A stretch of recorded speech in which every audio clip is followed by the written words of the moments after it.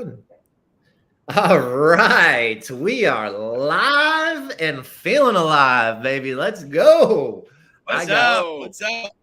What's up, Brad, Meshell, Stephen, Kibbel? We're talking relationships today, and these two guys are literally at the forefront of putting relationships over money, over everything else, because they know how important relationships are. So I think I'm excited. I'm fired up. Like you could probably hear it in my voice. I'm feeling good today. And I got two rock stars. So let's just dive right into it. And let's talk about relationships. So, Brad, do you have an example of a relationship that has been a rocket ship in your life specifically? And that can be in personal growth, that can be in business growth. And where did that relationship develop or start from? Well, and I know, and I know you're going to take this, very humbly, but, in my recent past, over the last year or so, maybe not in the beginning, when I met you at, an impact event, I was there for other reasons. I was just there for, I think we sponsored a small piece of it. We had a table there for another business. But after I saw how the event was, after I saw how it worked out and things like that, and I saw you and the presence you had, I was like, I got to get to know this guy, right? And I thought you were like a rock star. I thought this guy is connected. This guy's got Nashville. Because, we were in that bottom of the Virgin Hotel, and I'm like, they just don't give this to anybody, right? And you were calm, collected. I'm like, this guy is, I got to get to know this guy. So, after that event. You know how that happened, Brad? How's that? A relationship That's got us into a private club for a secret event. Yeah, and then they're like, hey, this guy's coming in and record this, and this guy, and it's a guitar, singer. That's, I'm like, this is big time stuff. So after that, I stalked you a little bit, stalked what Impact was, stalked who you were, and it's funny because I looked at, I never told you this, but I looked at the bottom of your emails. I signed up for your email list, Impact stuff, and I looked at, what search, what engine you were using. It was Constant Contact at the time.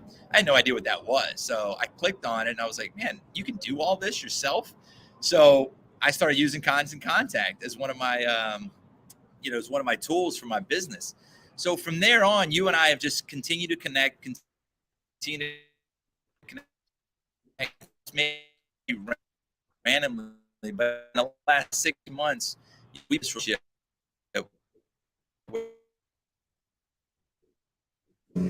and you've offered to me. You're like, hey, listen, I know you come to the events, and I know that you're coming for the speakers and you're coming for the experience, but I'm gonna reach out to you and build a bigger relationship with you and your nonprofit. And I want you to come to every event because I want you to share what you do with everybody that I know, so we can build together. And and that's been going on for the last 6 months. And we've and not only have we expanded our business relationship, but I consider you a close friend. I feel like I can text you about life. I can text you about anything, if I question or anything like that. And we've even shared some marriage stuff, young children. Yep. I just, when I say the name Jim Morris, it hits in here, and then just to expand. Blush, Brad. Yeah, right. This is not supposed to be about Jim. Right. And then, but I'll get off of you now. But through Jim, every single event that I've been to, I have made a connection of some sort. And I now have relationships with several of those people. Nick, Amanda, to name a few, Nicole Kramer, all these people that I have text messages from, emails from, people I can, I follow on socials. I have all these relationships. My network is just doing this, like this, but it's not a false network, right? I know these people. I know who they are. They share who they are with me. They're all, how can I help you? And I'm living a dream right now. You know what I mean? So, but that's where I'm at, man. I'm gonna kick it over to my boy Steven. I talk too much. Because I'm fired up, baby. So real quick before we jump to Steven, I want you to know, and I want everybody else to know that a relationship is not one-sided, right? We go back to the old adage of when someone's like, and I'll give you the example, like family, you're like, well, you don't call me, and the phone's two ways, right? And I take that and I enhance that to the fact of like a relationship needs to be mutually beneficial, right? And there doesn't need to be a monetary exchange. And I think that's so important when you go into building relationships and you make connection, because if you go in just for a monetary exchange, the rocket ship doesn't ever take off the ground, I feel like, right? And you've got to find that alignment. You've got to understand people's core values. You've got to build those relationships by understanding where they want to go, why they want to go there, who they want to go with, what their purpose is, what their dreams are. And I feel like when you get into those deep conversations, you're able to reciprocate and give value very easily, right? So like Brad, you just talked about me and the platform that I've built and the connections and your company growing and your friends growing. But what was so important that hit my heart about that conversation is what you said about the conversations we have. We talk about family, we talk about marriage, we talk about faith, we talk about business, we talk about building relationships, we talk about our goals. And I know where you want to go, and I love where your heart's at. So I want to support that. I want to help you, and I want to be on the ride and the journey with you, man. And I feel like when you seek the relationship to be the rocket ship and it's only for monetarily exchange, there isn't always that give or take, right? Like, of course, if I provide a great service and you buy something from me, like you get the service and I get the money, right? That's an exchange. But how do you get so deep where that exchange isn't related to a service or a product or a dollar bill? And I believe that's why our relationship has been such a rocket ship, because you're right. I do want you at all the events because I love where your heart's at. I love who you are. I could trust you with $1 million and my wife at the same time, like, and that's important to me in relationships and forces me to make sure you're doing good, checking in, how can I help? How can I help the business? Because I know that's your dream, that's your passion, and that's where you want to go. So I am very humbled that you chose me as your relationships are rocket ships, but that was not the goal. And I feel like I just need to share back that you're a rocket ship for me too, man. You are a rocket ship for me. Yeah. And like I said, just to, take it down. I mean, it was definitely, not you definitely are my rocket ship, but when I look at you and I see the expansion that I've had, you were like, you were my launch pad too. Hey, you launched me into the ability to have many rockets, right? Not just one rocket. I have.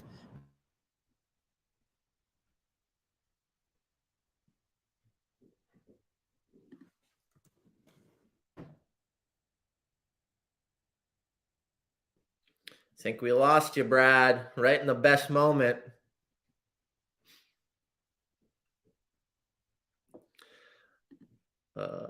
Let's see. Maybe it's internet. This is why I love lives, because it's so real. Like, as you probably know, I speak on realness. I just shot a podcast with an amazing gentleman I met out in LA at an event. Dan, Nova Fusion is his company organization, but that real raw truth, right? Nick Cavuto, the truth don't lie, right? He's always telling me that. He's always referencing that. And it's just so, so important in my mind, because this is real, my conversation with Brad and Steven, hopefully they come back. Hopefully internet works for them.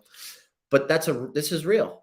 Internet comes out, right? Like, I would rather do lives and transition and pivot and show the real rawness of how this thing goes than to just, like, I could have hit the end stream button when his internet's off and he popped off, but I'm not going to hit the end stream, because we're going to continue to converse about some amazing things that are related to relationships. And look, he's back already. Look at that. That's Okay. right. Yeah, I had to switch from Wi-Fi to the good old hotspot. So hotspot saves the day. So. I was just saying, like, your internet popped off or whatever, and I could hit end stream. But this is the best part about lives is it's real. It's raw. Yeah, it's honest. absolutely. Technology sucks. Wi-Fi cuts in and out. Like, I'm not going to hit end stream, and you're back already. So let's keep rolling, brother. Let's keep rolling. Yeah. So, yeah. Steven stepped off for a second, but he'll be right back. So, cool. Yeah, let's keep going. And so Brad, what's another relationship that's been a rocket ship for you besides Jim Morris? So I think, from the beginning, I think Coach Burt, I think that relationship, because, he's not only seen him at the event, but, he's invited me out several times, to the lodge. I've taken a ton of what he's brought to me and applied it. But he's like I said, there was no monetary exchange there. Like, he invited me out, on his dime, I mean, he invited me to things that probably cost $2,000-$3,000. But it was because he cared about what I was doing. We had a relationship, and I still think that we're going to work something out in the future, to maybe expand what I'm doing and, with his help, with Nick, Nick's passion. And, when I got to see him speak and I got to see him at the TEDx, I feel like I know him, and, and when I listen to his story, it's just, once again, another connection. I message him on Instagram. He hits me back up, and it's just those different ones. Amanda, I just had a call with her a couple of days ago, and she's going to help, guide me a little bit, because all these people are where I want to be. They're all, where I'm seeking to be. But like you said, I also feel every time I've had that conversation, they're like, Brad, you're doing it today. You're firing me up today, because I like to give that energy, that passion, because we talk about when you do have a relationship, good relationships, right? Because there's some relationships that you have to just, cut off. But what value does that person have to you, and what value do you have to them? So I make sure I pride myself on my value that I can bring to the relationships. But, several of those people, and then, off the books, there's been several relationships that I've rekindled because of the way I look at things now. I mean, even in my marriage, even with my marriage and my non-husband wife relationship, right? The friendship that you have with your spouse, I've taken on a different outlook. Instead of asking her what she could do for me, I'm like, what can I do for you? You know what I mean? Let's do that. And I've seen her do this, right? I mean, she's done this. So it's like, boom, bang, it all works, man. It all works. And like I said, I'm just happy to be, strapped to this ship. I'll even take the coach seat. I love it. Well, I think, it's so important. You said something about, some of those relationships, and how you've rekindled or changed or whatever. And I think it's so important to be real and raw around the subject of not every relationship is a good relationship either, and you can rekindle and you can try to build and enhance and give. But the importance of just understanding what's beneficial mutually and what's not has been amazing in my life. Like, for instance, how someone treats me, I used to have resentment based on that relationship, but I'm actually thankful now. And I take that and I learn from it, right? I learn, I don't want to be that. I'm not going to act like that. I don't like how that person positioned this relationship, or they're trying to use me, or they're trying to sell me something, or they're trying to leverage, my platform or my stage or whatever. And I used to get pissed. But the reality is that relationship is also a rocket ship for me as well, because I am using those things to enhance how I build relationships, because I didn't like how it felt for me, and I don't want anybody to have that feeling, right? So although and this is a great topic, because we all talk about the positive part of relationships, but those negative relationships, those relationships that didn't have the intrinsic value and was purely sales or purely monetary gain or what's in it for them, and they're just trying to grab everything, and there's no value exchange back. Those are just as important because it enhances how I look at it, how I develop it, and hopefully how I make others feel within that relationship that I have with them. So I think it's so important because we don't talk about the wins and the gains with shitty relationships. We just kind of say that person sucks and don't talk to them, they're bad. But why do we do that? Why do we have that resentment? We should just say, wow, okay, that person made me feel really bad. They definitely just sucked the life out of me, wanted my money, wanted to sell me a product, whatever, which is fine. But instead of having resentment, I'm going to learn to make sure I don't ever make a relationship feel similar to that, So just something you sparked. I was talking about it this morning before the podcast I was on, and we were just having a conversation about like learning from people that don't treat us well, right? Learning from people that don't do it the right way in my mind, right? The giver's gain and the exchange of value, again, does not need to be monetarily. So anyways, let's jump to you, Stephen. What's a relationship in your life, could be years ago, could be recent, that's been a rocket ship in a positive way for you? And where did you meet that person or find that person, or how did you develop that relationship? Yeah, so the one that comes to mind for sure is a buddy of mine, Poet. He actually ran my social media. He owns a creative agency, Kingdom Over Culture. He does great work. But I met him through another relationship. He actually lived with a buddy of mine, a close friend of mine, and we met several years ago. And we started working together professionally, and we would meet pretty consistently, almost weekly, to kind of discuss strategy and marketing and kind of, how we wanted to build the business and how we wanted to portray that to, the audience I was going after. So, but what it turned into was a really deep friendship, and became based around spirituality. We're both very spiritual people and really lean into our faiths really, really heavily.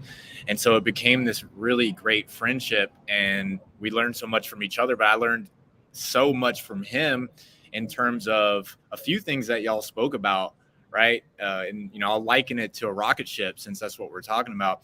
Is it's so important who we surround ourselves with, both positively and negatively, right?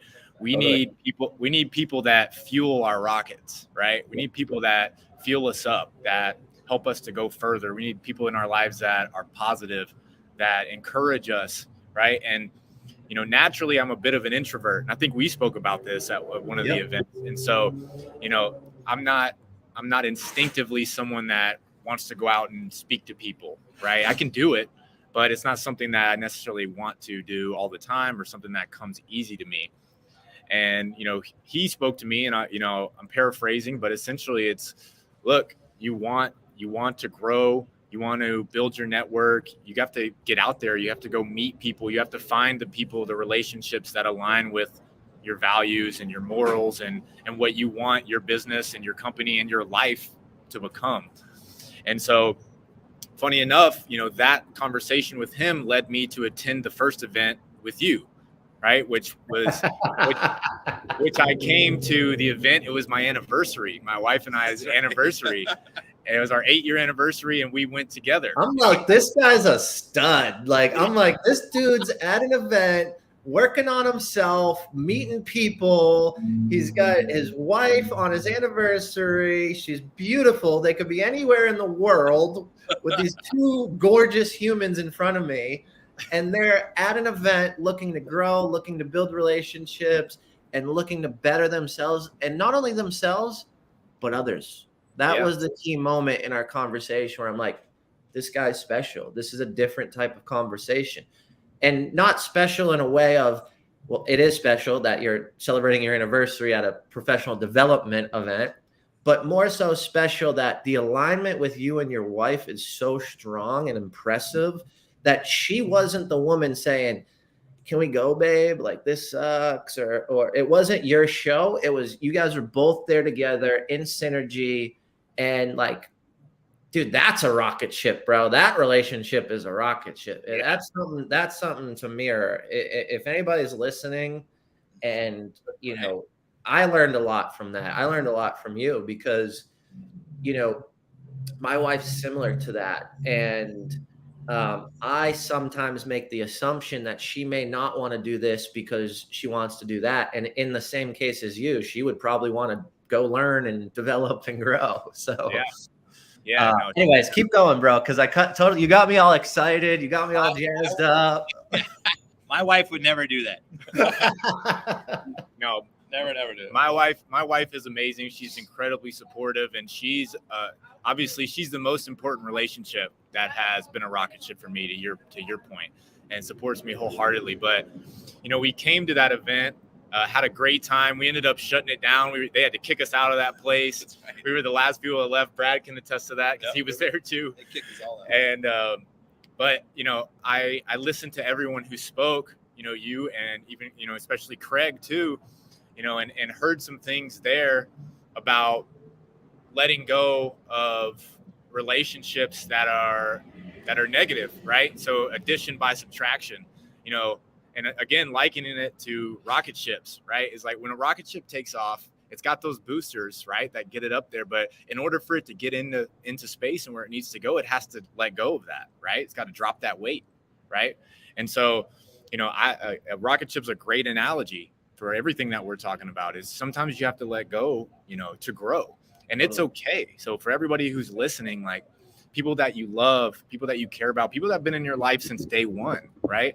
It's okay to let those go if you're going down different paths and you're trying to reach a different part of your life. It's not that you have to necessarily get rid of those relationships altogether, right? But it is important sometimes in order for you to take the next step and to grow and to build other relationships. Sometimes you have to let go of some of that, right? Because the rocket ship, when it comes back down, right, sometimes it reattaches so it can land, right? You know, and again, I think too, like you got to go places that you're celebrated, not tolerated. And when you progress in life and you start doing certain things, people make those assumptions out of jealousy, out of fear that they'll never do those things. And unfortunately, there's a reality behind it. And I think to your point, it's not see you later, adios, right? It's more like, I don't know if this is the best opportunity for me to continue doing what I'm trying to do or get where I'm trying to go.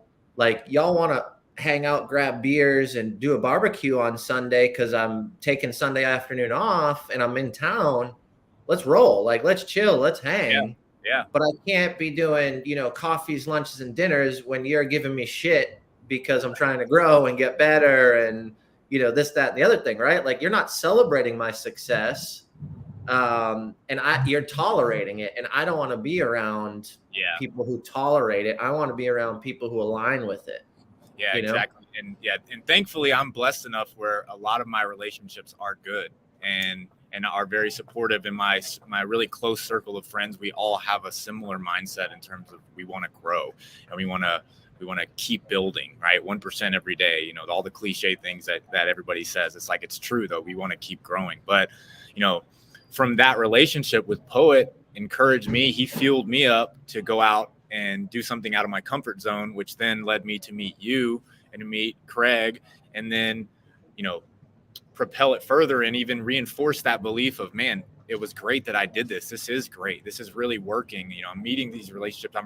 You know, to his point, you know, we weren't meeting often, maybe a couple times a year, right? But now I'm rekindling relationships and reinforcing those, and we're fueling each other up. And now we're meeting once a week, and I'm still meeting with Poet once a week. And I've got other relationships now that I'm meeting on a regular basis so that we can continue to charge each other up and continue to fuel each other. It's, you know, relationships are so important, right? Whether they're professional, I mean, you've already said a lot of this, whether they're professional or spiritual or emotional, you know, they're all so important. You know, we as humans are made up of so many different aspects, right? And so all of those things need to align. Our relationships need to align. Our health needs to be good.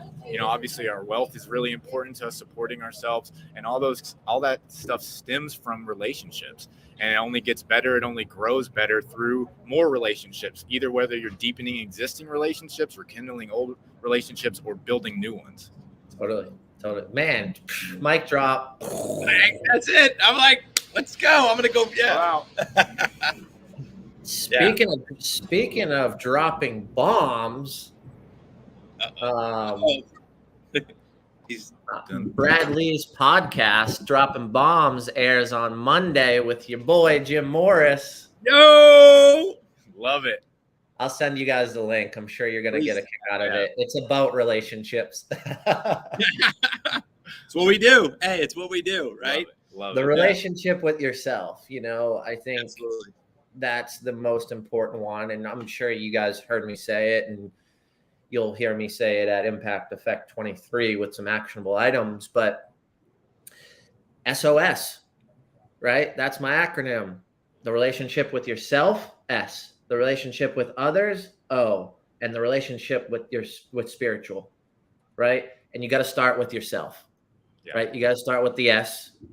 And in order to have the relationship with yourself, then you can now enhance others because you're confident, you have clarity, and you can now help those folks by building relationships.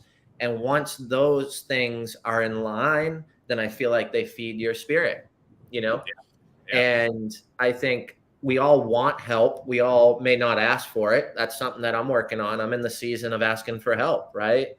I just thought I could take on the world as a young cat, doing all these different things. But the reality is we need help. So that's why I love that acronym. And I just think it's so powerful. It's like the steps to continue to grow and build those relationships. But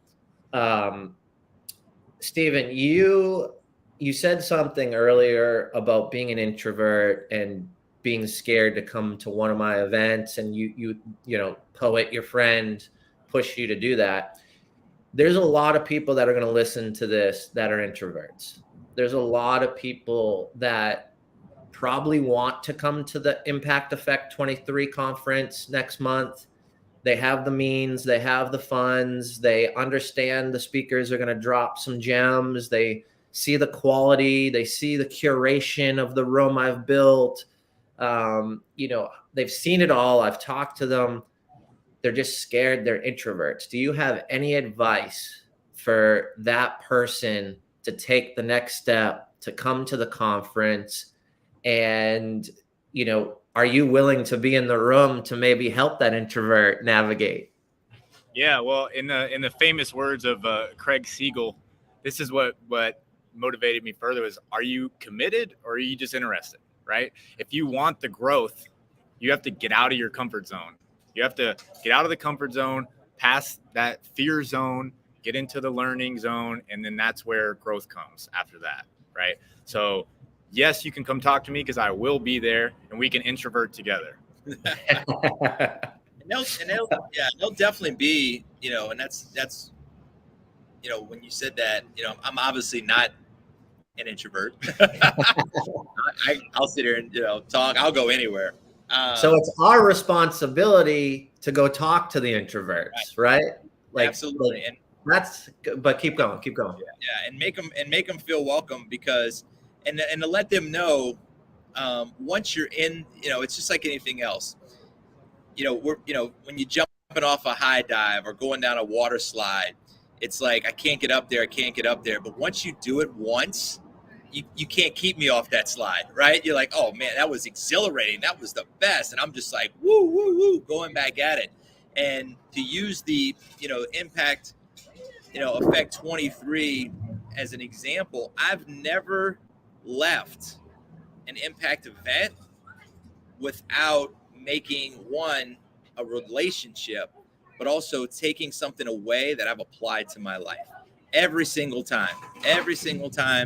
And, even when I, had a scheduling conflict, or, maybe not a good night because my wife is like, I can't handle these kids. You can't go on a Tuesday night. What are you crazy? And I'm thinking to myself, well, I could probably miss it. And I stop. I'm like, whoa. Because I know I'm going to miss something big. I'm going to miss something huge. And it's either going to be that one conversation that's going to change the trajectory of my life, or it's going to be the knowledge that someone's going to give me, or it's going to be me talking to someone else, encouraging them, hey, this is why I come here. This is why I do this. And even if that's me talking about you, talking about Jacob's Audible, talking about, impact, I mean, that's what gets me over that, maybe not an introvert hump, but having that, like you said, interested versus committed mindset, just get in there. Yeah. Get in there. The other thing too, and I did this, right? We talked about this earlier with my wife, is like, you don't have to go on your own, right? Yep. Bring somebody, right? Extroverts like to go out, right? Normally, and they're comfortable talking, right? So it's always easier when you can be with somebody that you are familiar with or comfortable. You don't want to stay with them the whole time, right? The whole point is to build relationships, but it is a lot easier when you've got a partner. And that's why I like to bring my wife, and you both have met her. She's as extrovert as it gets. Yeah. She's wonderful. She can talk to anybody. She never meets a stranger. Everyone loves her that meets her. So, I mean, she has really helped me kind of get out of that comfort zone, that fear zone, right? And help. So I'd say anybody who is thinking about it and a little nervous, bring someone, right? It doesn't have to be your spouse, but, bring someone that maybe is another introvert or an extrovert that makes these things a little bit easier. So you don't have to do it alone. And so I just want to make sure I share that as well, because that's what helped me a lot. Yeah. So that's our message. That's right. Don't come alone, right? Bring someone along. Yeah. There you go. Yeah, the more the merrier. We want them all. So. It's funny that you guys bring up the introvert versus extrovert, because when I call everybody who's bought a ticket, that's the first question I ask. So that way we can sit them next to an extrovert. We can go, okay, we've got 500 people in the room, 100. Here's the list. These are the introverts. When they check in, we're going to introduce them to some people. We're going to tell the ambassadors who they are. We're going to pull up their LinkedIn photo or their Facebook photo so we can recognize them. And it's not to do that to make them uncomfortable. That's the thing. And it's not to, it's to just say, we're with you. We're riding with you. This is a game of life, and you need players to play the game. And we want to be on your side with you and help introduce and help maybe carry that awkward conversation. I was doing a webinar the other day, and I was talking about when you go network and it gets stale or awkward or weird, the extrovert in me, I just start telling something vulnerable and blaming it on me. Like, this happened, the other day, and sorry, it got awkward. I'm just not in it, but like, I'm committed to you. Right. And I take the ownership, and I'd be vulnerable. Like, my wife's stepmom passed away, I'm just not in it, which that's true. I don't make shit up, but, I would never make that up. That's awful. Yeah, but, right. We have all these things that happen. So, if you are the extrovert that is in the room and you do get in the conversation with the introvert, just recognize and blame it on you, right? Like, there's nothing wrong with that person, but do something to help enhance the opportunity for them. Do something to, open them up and make them feel comfortable, and be vulnerable yourself, right? Because maybe they're going through something, and maybe that's how they connect with you. And maybe that's how that synergy occurs. So I appreciate you boys. Thanks for jumping on with me today. Very impactful stories and relationships, and so many rocket ships. And I'm going to leave everybody with this. You don't have to be a rocket scientist to have relationships that are rocket ships. Amen. Amen. Thank you, boys. Have a great day. We'll see you soon. And we can't wait to, for next month, Impact Effect 23. Let's go. Let's go. Let's go. You don't want to miss it. We'll see y'all. All right, brother.